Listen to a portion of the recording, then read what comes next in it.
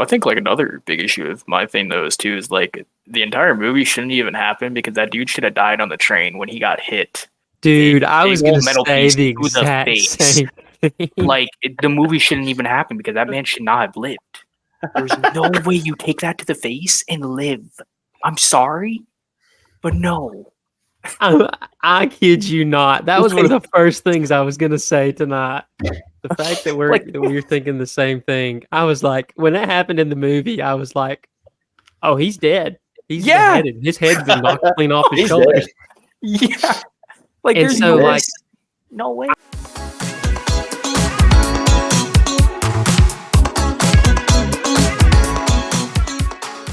so we've all finally seen the new Indiana Jones movie. I know it's been out for a little while now, and I know Drew watched it pretty soon after it came out in theaters, but me and Yep. Ethan slacked on it, so we're just now getting to it in the last few weeks. So yeah, let's give our very belated review on what we thought about the what's supposedly the final installment of this franchise. And I think something we all grew up watching the original three, and then here and there when Kingdom of the Crystal Skull was out.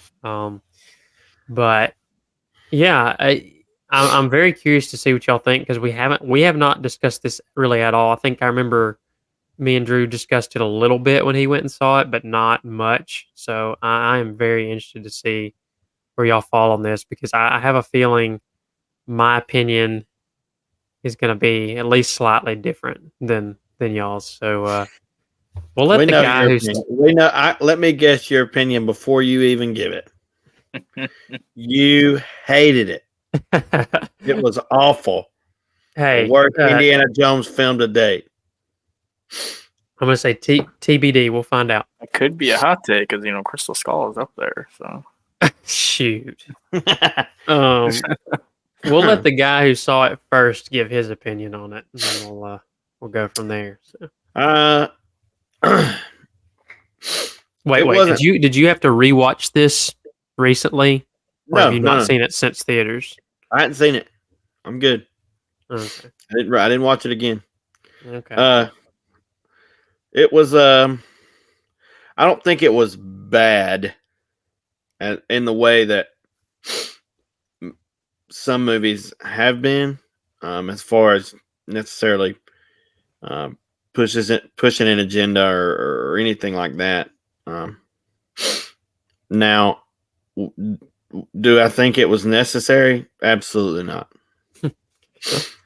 That might be the best way to explain it. Like I didn't need it. You know what I mean? Yeah. I didn't need that movie. Not that, again, not I. It ranks above Kingdom of the Crystal Skull for me. But Just watching Ethan's expression, I think he disagrees with you. But it just felt a little unnecessary. Felt like they were trying to squeeze money out of an 8-year-old man.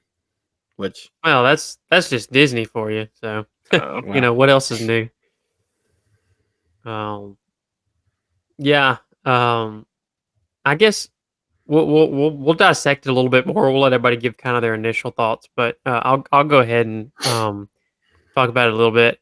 I'm kind of I'd probably, based on Ethan's response, I'm probably a little bit closer to Drew's than I am to Ethan's, just because I don't think it was the worst movie I've ever seen. Like, I've seen movies much worse, but I think what was the worst thing about it for me is I basically felt no emotion watching that movie. And so there was no, like, the things about even scenes in Kingdom of the Crystal Skull that made me feel something about the character and what was going on. Like, I didn't have that feeling in this movie at all. And so I think there's it just feels very soulless and very unimaginative, and well, it feels like you said, Drew, like they just wanted to milk a little bit more out of it, to the point where there's just it's hard to find a it was justification for why it needed to exist. Yeah, I don't know that I agree with the unimaginative because would I have thought of that? No. So I think to some degree, But when like I say unimaginative, I'm not saying like aren't certain concepts in it that are not intriguing. I'm saying that the way in which, and we'll definitely dig into this once Ethan gives his take, but I'm saying in some ways the way that they um, employed a lot of the plot elements and stuff were just very unimaginative. It's not that some of the concepts were not to some degree, like the dial and the time travel and everything like that. It's just, I think the way in which it was executed was more unimaginative than anything. all right, I'm with you. Fair enough. Yeah, I mean, I kind of agree with both y'all's opinions on it. I mean, I think it was just a cash grab. Like, I think they were trying to just throw Harrison Ford in one of his probably like most iconic movie series, just to do it to try to get some money or basically a cash grab. It was not needed at all. I mean, they literally did not have to make this movie, and I don't think they probably should have. Honestly, like I don't think it was really anything special. I mean, do I think it was terrible? I guess not. I mean, it had some like parts in it where I was like, okay, I mean, that was kind of good. I enjoyed it because I mean, it was kind of cool seeing like an old man beat the crap out of some, like younger dudes, like type deal. Like that was cool. But like, I don't know. And like my issue is like the plot was really good up until like the very end, and then like when they went back in time to ancient Greece, I guess. Um, It was Syracuse was the city. I guess that was a Greek Yeah, I city. it think was. Greece. It Yeah. was. Okay. Yeah, that's what Just I like thought. correct me. History class has been a while, so Yeah. But I like know when they got there, Archimedes was like a Greek, um, I guess there's one second. inventor or what, I don't know what you Okay. want to call him, but But um, it's definitely a Greek name. So yeah.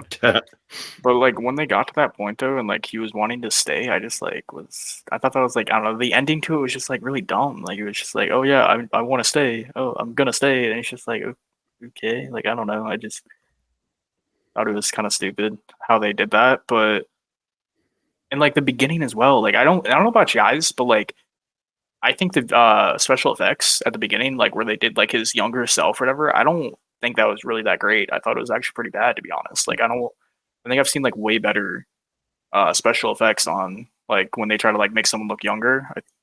I don't know. I just don't think it looked that good. It just didn't look this as is something real. that I was wanting to ask y'all about the visuals, because I think this is one of the areas of the film I had the biggest issue with, and this is not just a Dial of Destiny thing; it's also a Crystal Skull thing. Because Yeah. to me, what a big reason why the original three Indiana Jones movies are so good and so easy to watch even now is because, and it's like the example I use of, I guess it's the Raiders of the Lost Ark, where they escape the airfield near the end. He fights the guy, the plane blows up. They get onto the convoy of vehicles, and he's climbing from vehicle to vehicle trying to get to the front. There's the scene where he gets knocked off and he falls underneath the car, and he's like dragging along behind underneath the car as it's moving. And I'm like, what was great about a lot of those scenes in those movies is that you knew somebody was actually doing that, and that it Mhm. was all shot as it was happening. And Yeah. so and this is a George Lucas thing, really, if you think back to, Star Wars, and then obviously into Indiana Jones, practical effects and doing their own stunts and stuff is something that they carried along really throughout a, a lot of his movies. And so what I love about those is the realism of those action set pieces, and that him and Spielberg does as good as anybody at shooting those, and directing those. Yeah. And so you just get to the point where you get so immersed in the action because it was actually done by real people, and it wasn't just green screened. Mhm. And that's a lot of the issues I took with Crystal Skull and with this one, was because both of those movies were heavily CGI'd. They were, even though some of the actors were actually there, you could tell it was behind in front of a green screen. So, and then there's just some sequences in Dial of Destiny, like parts where he's riding the horse down the street, and some other scenes where he's obviously an 80-year-old guy, in certain scenes where it's clear that he's, CGI'd. And I don't know, it just a lot of times it just so bad you could tell it was fake. And I hate that trend was kind of started with Crystal Skull, and then Disney's no stranger to CGI. They've been using it with Marvel and all those, and it's gotten steadily worse over the years somehow. And so I think that's where I was like, just like, man, I really just miss the way the practical effects were heavily used in the original three. And Well, and a lot of people, one of the big complaints, I guess, that I read and heard from a lot of people was it just didn't seem real. Like all the other Indiana Jones seemed like something that was real and could have happened. But I was like, my refute to all of that was always, do you really think the Temple of Doom was not weird? I mean, we've gone weird before. I mean, that's like honestly like one of my favorites too is Temple of Doom, or the second one. So I mean, like, and honestly, like a lot of people think that's like one of the worst ones in the first like trilogy, but it's my least favorite of the first three. But it's not by any means like I don't dislike it. It's just I like the other two. Like I like Raiders and I like The Last Crusade more. So it's just it is weird, and I give people that, but it's just not as weird as we've gone that weird before with Indiana Jones. So I think people just haven't been able to really get down to what they don't like about it, which is probably, I think, a lot of what Johnny is saying, is that it just doesn't feel as, I mean, it just feels kind of fake because of the CGI, really. Well, I think like another big issue with my thing though is like the entire movie shouldn't even happen because that dude should have died on the train when he got hit. Dude, I was going to say the exact same thing. Like the movie shouldn't even happen because that man should not have lived. There's no way you take that to the face and live. I'm sorry, but no. I kid you not. That was one of the first things I was going to say tonight. The fact that we're thinking the same thing. I was like, when that happened in the movie, I was like, oh, he's dead. He's beheaded. His head's been knocked clean off his shoulders. Yeah. Like, and so, no way. I was expecting when he showed up in, 20 years later, 30 years later, whatever it was, to him to have some like hideous scar on his face. And I'm like, no, like perfectly. No, he's good. Yeah. Well, and so like when they brought him back, maybe I was thinking like, oh, maybe he already has the Dial of Destiny, and like he maybe went back in time or something like that, and they were gonna like play it off like that, like oh he like or something, that like kind of like made those events like not happen or something. I don't know. Like I thought maybe they're gonna implement that maybe to like explain why he maybe lived, because like honestly I was like, how is this man alive? Like it's gotta be like an explanation to this, but they didn't even explain it. He just magically lived, I guess.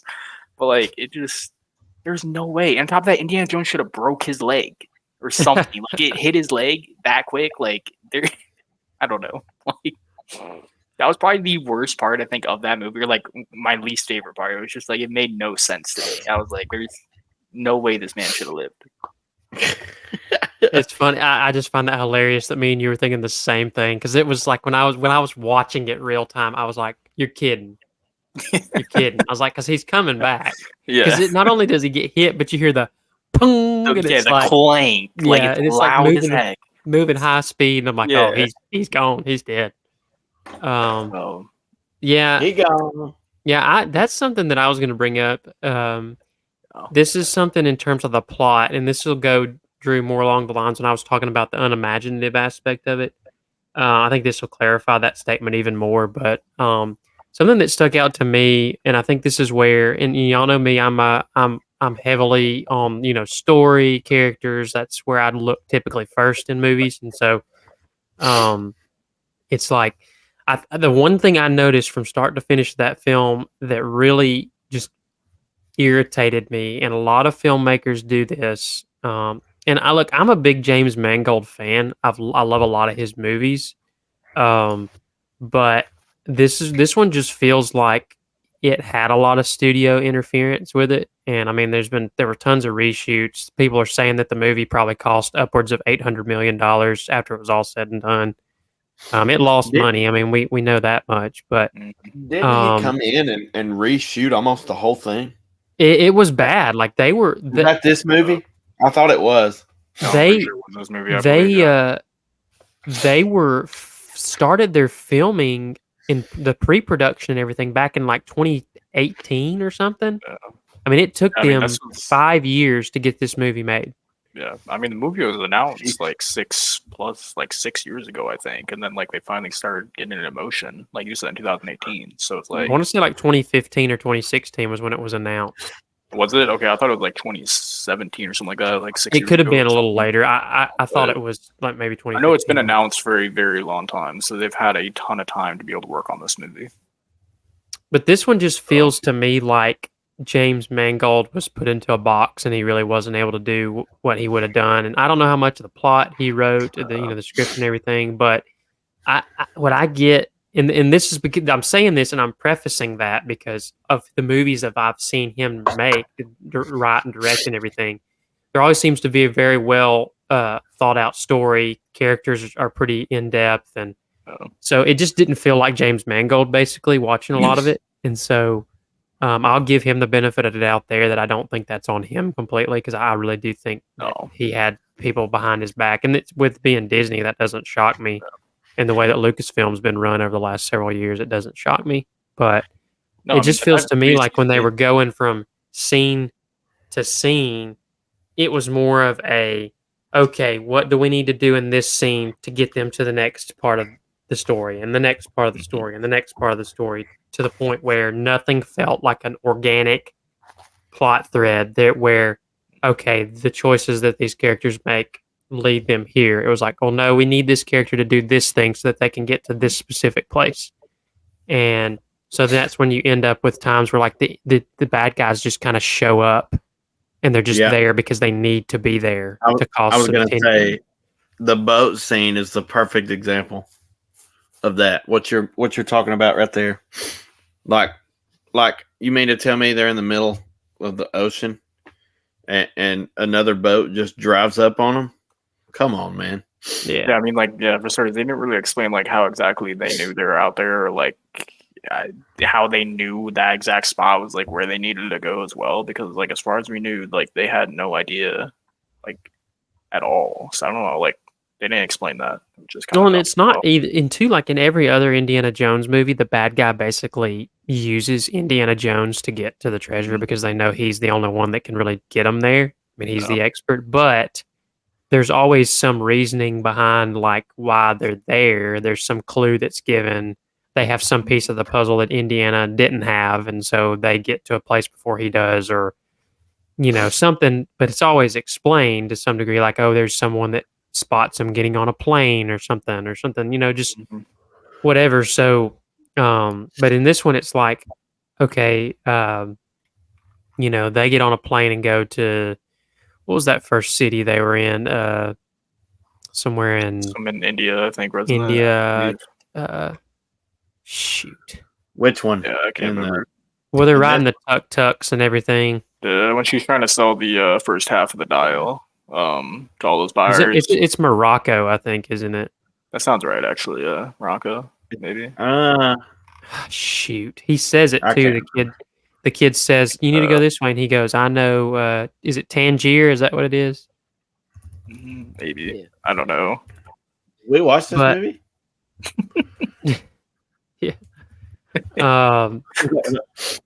Look, I've watched it once. It was Morocco. You're right. It was Morocco. I've seen the movie. Thank you. I've slept a few times since then. Wow. Probably. Yeah, there's just times where like they're just there and at the same auction that she's at because they know she's selling it to this guy, and it's like, I don't know. It just feels very contrived to me. It's like it's one thing because like you want to use you always want to feel like it's the character's decisions that are driving a story and that it feels organic, that it's not just the right, like good writers can make a story feel like it's organically moving itself to where you don't recognize that someone wrote up a plot for things to happen a specific way. And so I think that's where this one just really falls by the wayside, where it's like everything feels like they just did this thing to get them to the next thing. And so I think that's where story, like narrative wise, to me, there's just unexplained things that happened. And it's like we talked about at the end of our Ahsoka review, where like, Ezra shows up on the cruiser, the New Republic cruiser at the end, and the last place we saw him was like on Thrawn's Star Destroyer, and they don't explain how he got out and like how he was able to get, just stuff like that, where it's like they just do it because they have to get this specific scene to happen. Mhm. And I just can't stand writing like that. It just feels lazy to me personally. No, I agree with that. Yeah. I wanted to ask y'all the thing that I heard a lot of people critique about this movie that I actually maybe have a different take on is a lot of people took issue with Phoebe Waller-Bridge's character. I know that was kind of a big controversy. There were some leaks coming out well before the movie was out that she was going to take Indiana's place and become the new Indy and all that. And Mangold came out pretty angrily on Twitter saying, that's not the case, that's not going to happen. And so, but even after the film came out, I saw a lot of people that were really complaining that her character basically ruined the movie. But I'd just really like to ask y'all where y'all land on her character and how you felt like she was in the film. I didn't like her character at all at first. She grew on me some, but that first impression, I think, does it for a lot of people. And to me, I may sound, a certain kind of way, but she just doesn't really fit what the female lead characters have been in the Indiana Jones movies. To me. Yeah. So that's why I think you're getting the criticism there. I mean, people that enjoy the first, I would say 3, because 4 is kind of has one of the same ones, but has people that like the first 3, are used to Indiana Jones being with a certain kind of female lead character. So it's just different.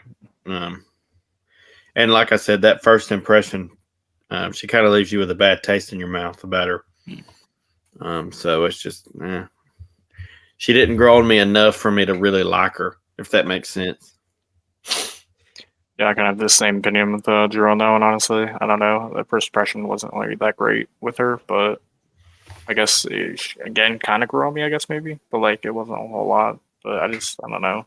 I don't think I would enjoy her as, like, a lead or, like, more Indiana Jones movies. I don't know. I think that's not for me to say. I think the acting job was fine. Yeah. Yeah, that's what I was gonna say. I was like, I think she can act, and I think that was clear in the movie. I just think the script kind of did her wrong, if that makes sense. Yeah. Well, that's fair. So this is something else that and this goes right along with it's always for me, story and characters, and so with the number 2 of that being characters, I think the one thing that this movie doesn't do, sadly, even within Indy, really, is it doesn't really make you care about any of the characters. Like, I mean, you care about Indy because you're somewhat invested in the character, but like, there was no cohesive story arc or character arc for these characters that made any sense. Like, because like Phoebe Waller-Bridge's character starts out as a sort of self-obsessed, money hungry, sort of thief that's trying to, obviously, she knows a lot of history from her father and all that, but she's clearly in it for herself. And you get to the end of the movie and you can tell, like, okay, she's maybe grown more fond of Indy, but at the end of the day, in Indy's case, he starts as I'm retired. I've given up trying to save my marriage. My son, is gone. All this stuff. He's kind of just a bum, basically. And then at the end of the movie, he's still a bum that wants to just die.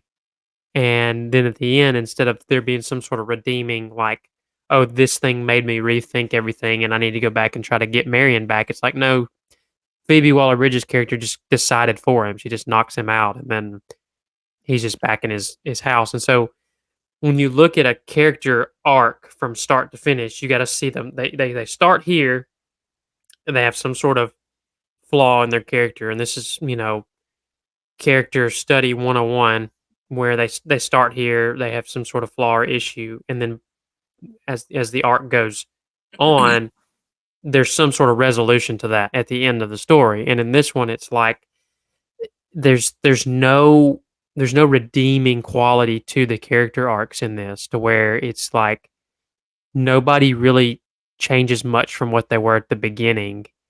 You could argue Indy does, but then I go back to that same argument of that wasn't the choice he made, it was made for him. And so that's not really a satisfying story arc, in my opinion. And so I think with her character, even though I thought the acting was fine, and I think the character wasn't as annoying as I thought it was going to be. I didn't particularly care for the character any, but she didn't ruin the movie for me. I just think she sort of she is the sort of main focus, whether they're trying to make it that way or not. Because there's just times where she's answering stuff for Indy that Indy should already know, like history stuff and things that, like, he's the one in all the other movies that was like the only one that knew the answer to those questions. And so she basically took his place in all those instances and was like, quiet down, I know better than you, kind of thing. And that annoyed me in those moments. But at the end of the day, I was like, I didn't really care that much about Indy in this movie. Like, I wasn't that invested in what was going on with him. And I think that's troubling, because I think that's the biggest mistake the movie makes, is it really doesn't make you care about any of the characters that much. Yeah. I think another issue actually with me, though, with the movie, now I think about it, is the whole like CIA part of it. Like, I think it was Mason, I believe. Makes no sense. No, it made no sense. Like, it literally, they just killed him off and stuff, and I was like, okay, well, they have no point to the story at all. No, they literally had 0 point. It didn't like progress the plot. They didn't progress the plot when they were actually before they died. Like, they didn't explain why the CIA was helping them. Yeah, like, they don't explain anything. It was nothing, and I was just like, it was very confusing, because I was just like, why are they here, and like, why are they trying to help a Nazi? Like, what is the point of this? I mean, I guess maybe they didn't know he was a Nazi, I guess, but I feel like they would probably know that because it's CIA. I don't think the one CIA chick knew, but the guys obviously that he was working with, the American guys, they were his CIA, people. Though, yeah, they were probably like hired guns, I'm guessing, or something like that. I think they were his guys, yeah. But, were they his guys? Yeah, the CIA, the whole CIA thing did not make a lick of sense. No, I agree. Yeah, I mean, again, it was just unnecessary. Yeah. Why did I need that? Yep. Every movie sequel should have to justify its existence. Yeah. And this is what I said about like the Kenobi series and the Book of Boba Fett series, where it's like at the end of those series, I looked back and I was like, that show did not justify itself to even be made. Like, there's just no reason. And I think that's what every sequel to anything or spinoff has to do, is like, hey, was there even a reason? And at this point, we know, like you said, cash grab. But what's ironic about that is they didn't grab any cash off of that. They lost money off of it. No, a lot. Yeah, like hundreds of millions. Well, they're losing again too. I mean, they've lost ever since. So I'm gonna do a box office check on Indy 5 and see where we're standing, like, as of today. I know pretty much the. Well, actually, speaking of today, it involves Disney news as well. I don't know if you guys heard about old Jonathan Majors getting fired from the game role. Yeah. Off topic, I did see that he got convicted. So. Yeah, I think they sentencing him February 3rd or something like that. I think 6th. I think. Yeah, 6th. Okay, and then he's going to be serving a year in prison, apparently. Well, supposedly, yeah. You know how that goes. Famous Hollywood people, he'll probably get out of it somehow. Yeah, more likely. But yeah, Kane is completely done. So now they have to start from. I guess not. I mean, I feel like they probably got to start from scratch. I would think they would, but somehow they'll probably figure out how not to. But Disney is just like a mess in general. It's a big mess right now. Well, especially you're doing this, like, because Marvel, I think, is like probably like the only thing that like they maybe would have had going for them now. Like, well, they've managed to destroy all interest in every Lucasfilm property. Yeah. For the most part, I mean, there's still Star Wars fans out there. Like, I still follow it, but like, I can tell you the interest for it is way down. Yeah. Well, I mean, what's the newest Marvel movie, Ethan? The Marvels is the most recent Marvels, right? Yeah, wasn't it? Yeah, have you went and seen it? Shoot, no. I'm not going to see it. Heck no. You'd have to pay me to get me in the theater. I don't think they're making any money off of anything to do with Marvel right now. I don't think so either, but like you gotta think about it, like what else are they making money off of though? Like I don't think anything. Nothing. So I think like Marvel is probably like their only thing that they could possibly make money off of now though. I mean, they are bleeding money right now. And I mean, Wish, I think, is an animated movie. It's bleeding money, yeah. It's bleeding money. I mean, they can't win for losing, man. Well, and they did that to themselves. I mean, let's be honest. Yeah. Most companies do.